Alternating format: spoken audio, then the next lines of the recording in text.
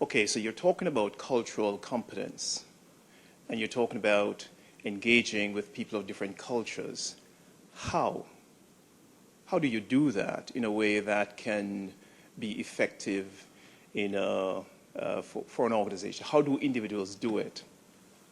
And so what I hope that I might be able to do in this interactive session is to talk about what I call the steps towards healthy intercultural relations.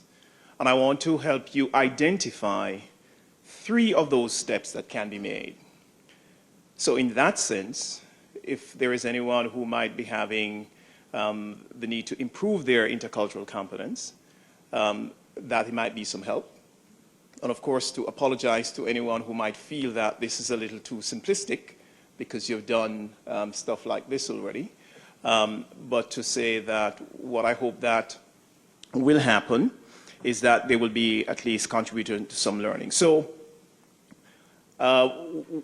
3 steps to healthy intercultural relations. We come then to the first step, and I call this the step to look. Now, it is very important that for this particular exercise, that you all can see very clearly and read what is on the slide, because what is going to come up, it's going to be important that you can actually see it. And here's what I'm going to do. I'm going to show you 3 slides. Each will appear for 2 seconds. Each slide will have something written on it. And just to make sure that you have had enough time to see it, I will repeat the slides. So slide 1 for 2 seconds, slide 2 for 2 seconds, slide 3 for 2 seconds, then slide 1, slide 2, and slide 3 again, and then. So altogether, it will be, in effect, 12 seconds that you've had to see these 3 slides. Here we go.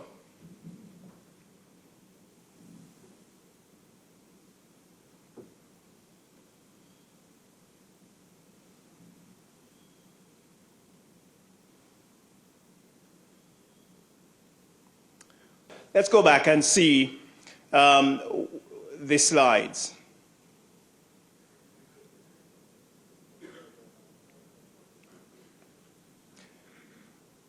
Did I hear you read it? Bird in the hand? Bird in the hand, isn't it? Parish in the spring, isn't it? Right. And that one helped you so that you would be able to look. But anyway, parrot once in a lifetime.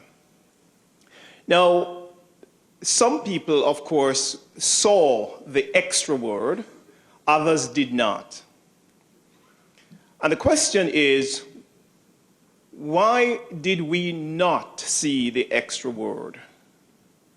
We asked people to say why they missed the extra word, and these are some of the responses, of course, that people gave, similar to what you have given here. It's how the mind works. They looked at the beginning of the word and not at the end and assumed what was in the middle. The slides went too fast, or they did not read carefully. These are some of the reasons. Some of you have, however, I believe, identified another important reason why we did not see. And I call this a critical reason, and it's what I call prejudice. And what prejudice actually means is the capacity to make prejudgments. Prejudgments based on perception more than on reality.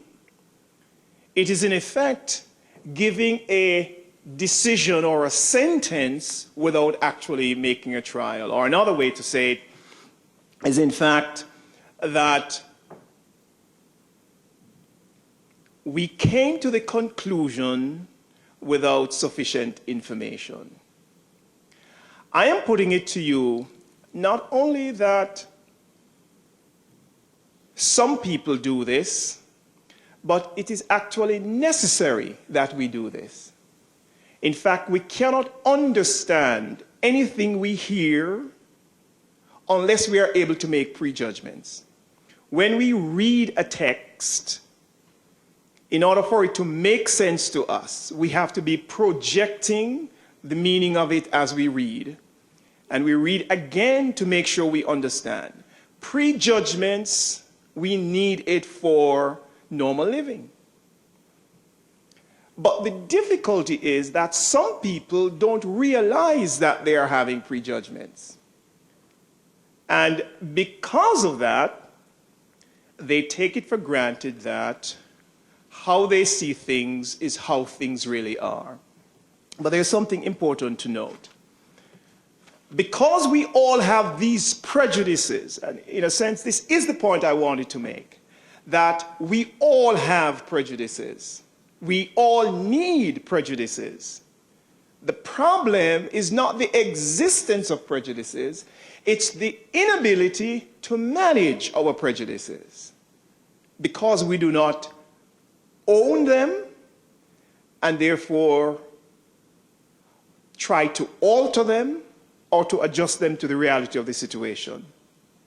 And this, for me, is the first and critical step in intercultural relations, to own your prejudices. It is important to mind how you look at situations. So, I say then, as the first step towards healthy intercultural relations, own your prejudices. And step 2 is what I call imagine. Okay, so we had about 1,000 people watch this DVD over a period of time, and we asked them to identify what are some of the things that they saw as normal.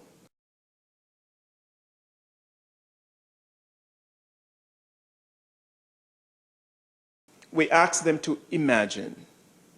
Imagine that you had to go to Ainapang for an indefinite period of time, and for you to reflect on your own norms in Ainapang. What of your own norms you would want to preserve in Ainapang? When you get there, what would you still want to be able to do? And what would you be prepared to give up in Ainapang? So the question was, what would you preserve and what would you probably give up altogether? Well, we put the same question to a little over 1,000 people in the same way, and look at the responses that they gave. The things that they would give up would include these things: dress, food, mobile phone, appliances. And the things that they would want to preserve would be these things. But I want you to notice, look again at the kinds of things you want to preserve and compare them with the kinds of things you're actually giving up. Now, the way in which I would say it normally is that you cannot look on someone and know what their thought about hygiene is. You cannot look at someone and know what they think about parenting. You cannot look on someone and know what language they speak just by looking. You cannot know a person's notion of health and safety, of gender equality, of privacy. You cannot look on a person and know those things, yes? But those are the things being preserved. They are actually hidden things. Compare with the things that you'd give up. And it is for that reason why we say culture functions in a way like the iceberg. Because the weightier things, which probably about like 90% of the iceberg, is really below the surface. So we say they are deep level things that are preserved. And the things really that are being given up are the superficial things. Yeah? But consider, those things that are being preserved are really the things that influence how you make decisions.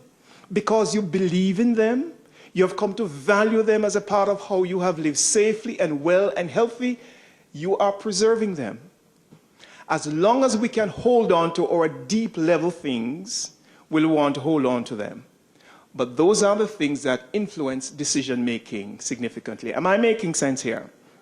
Therefore, when we meet someone from another culture, one of the things to be mindful of is that there are things that you are not seeing which are being preserved because they're at the deep level. And how you interact with them will have to do primarily not with the things that they are prepared to give up, the superficial things, but with the deep level things. And it is, in a sense, adjusting your cultural lens to realize that those are the things being preserved. That is a critical task. And that's why I say, step 2 of intercultural relations, in a sense, is adjusting your cultural lens. And why do I say adjusting your cultural lens? Because you might think we see the world as it is. No. Based on the things we preserve, in truth and in fact, we see the world as we are. And it is that adjustment that needs to be made. We are looking at the world through our lenses.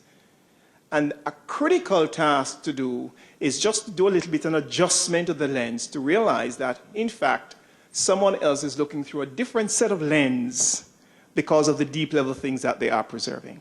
And so now we come to step 3 in this steps towards healthy intercultural relations, and I call it try. Okay, now you have pencil and paper at the table. I'm going to ask you to do this, if you can, in pairs. This will probably take, take a minute to do this.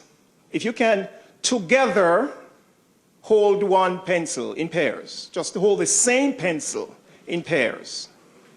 And together, draw either a house or a car. Well, a number of people were asked to give their response to this question. The question after the exercise was, notice carefully, how were you able to do that together? How? Now, the task had no consequence, in a sense. I mean, you could draw a good house or a bad house. It was neither here nor there. But look at the amount of things that you summoned in yourself to do the task. An inconsequential task required all these things.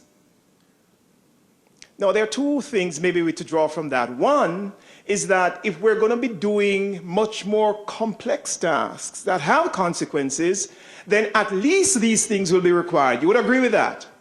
Because if we have to draw on them for inconsequential things, then how much more when we have to do much more complex things, and probably with people of different culture. But there's another thing that is also helpful to note, and in a sense is a consolation. You did not go outside to learn the skill to do these things. So in a sense, there is an existent capacity to do it if you want. And that is why I say, I call these intercultural keys, because it really has to do with our willingness to make effort, which is why I call the third step, try, make the effort. One of the problems we have is that people, in fact, do not make the effort. So, as a third step, I say, make intercultural effort. Make the effort. It will make a difference. And I say make an effort because cultural competence has to do with different kinds of things. It has to do with knowledge. It has to do with attitude. It has to do with skills. It has to do with awareness. Awareness is easy to acquire. And in this setting, we can acquire awareness. Skills, and knowledge, a little harder, but attitude, they are difficult things because they are very much related sometimes to deep level things. And many people think that the most critical part of relating with people of other culture is actually knowledge. But in fact, it is not knowledge that is the most critical thing. It's the attitude, and it has to do with the effort, whether or not we will make the try. And people can, in fact, improve their cultural competence because there are different levels of competences. We say people are culturally blind when they assume that their own values and their own deep level things are the only set of deep level things. We say people are culturally competent when they have made the proper adjustment to their cultural lenses so they can appreciate that there is a different set of deep level things. Does that make sense? So we can move from cultural blindness to cultural competence. It takes effort. And since I'm out of time, I'm going to give you a simple tip that I say, which helps to make intercultural effort, and I call it RAP. Paying attention, watching without staring, seeking knowledge, reading, asking questions, not assuming that you know why things are done, but asking those questions, and also to have the experience of participating in cultural events. That can make a lot of difference.